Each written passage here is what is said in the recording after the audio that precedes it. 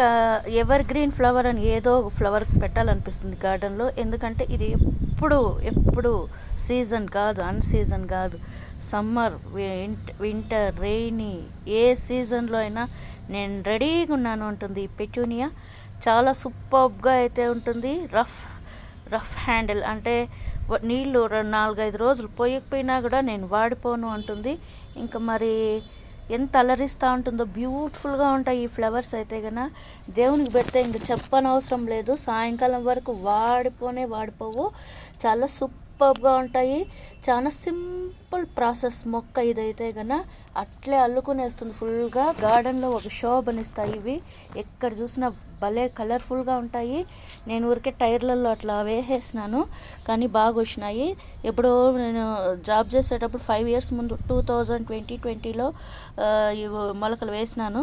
అంతే, ఒక్క దానికి ఒకటి స్ప్రెడ్ అయిపోయిందను. మిద్దె అంతా ఫుల్గా ఎక్కడ చూసినా వస్తూ ఉంటాయి.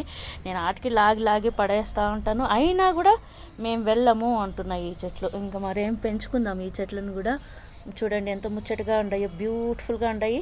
ఇంకా కట్టి దేవుళ్ళకి పెట్టినామంటే ఎంత కళగా ఉంటాయి, బాగుంటాయి. ఈ పెటూనియా, దీని తెలుగులో తెలియదు నాకు, బెల్ జాతికి చెందినవి. ఇవి కూడా చాలా సూపర్గా అయితే ఉంటాయి. ఇంకా చూడండి ఎంత అలరిస్తూ ఉంటాయో, ఎక్కడ చూసినా ఇక్కడని లేదు, ప్రతి ఒక్క పాటలోనూ ఒకటి అట్లా వచ్చేస్తూ ఉంటాయి. ఇవి ఇంకా వేరే చెట్టుకు కూడా ఛాన్స్ కన్నా పెరుగుతూ ఉంటాయి. చాలా ముద్దుగా అయితే ఉంటాయి. ప్రతిరోజు పువ్వులోనూ ఇవి కంపల్సరీ ఉంటాయి. మేము రెడీగా ఈడుండాము అని అలరిస్తూ ఉంటాయి. పొద్దున్నే వస్తాను. ఎంత బ్యూటిఫుల్గా ఉంటుందో గార్డెన్ అయితే కన్నా. ఎక్కువ ఇవే ఉన్నాయి మా దీంట్లో.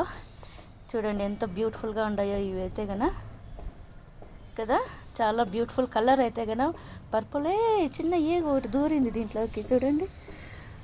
వస్తుందేమో చూద్దాం. వచ్చేసింది. బాగుంటుంది ఫ్రెండ్స్. పొద్దున్నే ఇవన్నీ ముచ్చట్లు, చెట్ల ముచ్చట్లు, చిన్ని సరదాలు. కొంతసేపు అట్లా ఇది సైక్లింగ్ చేసినాను. ఇప్పుడు కొంచెం వాకింగ్ చేసేసి మిద్దె పైన అట్లా చెట్లను చూసుకుంటా ఎక్సర్సైజులు చేసుకుంటా అంటే హ్యాపీగా ఉంటుంది ఫ్రెండ్స్.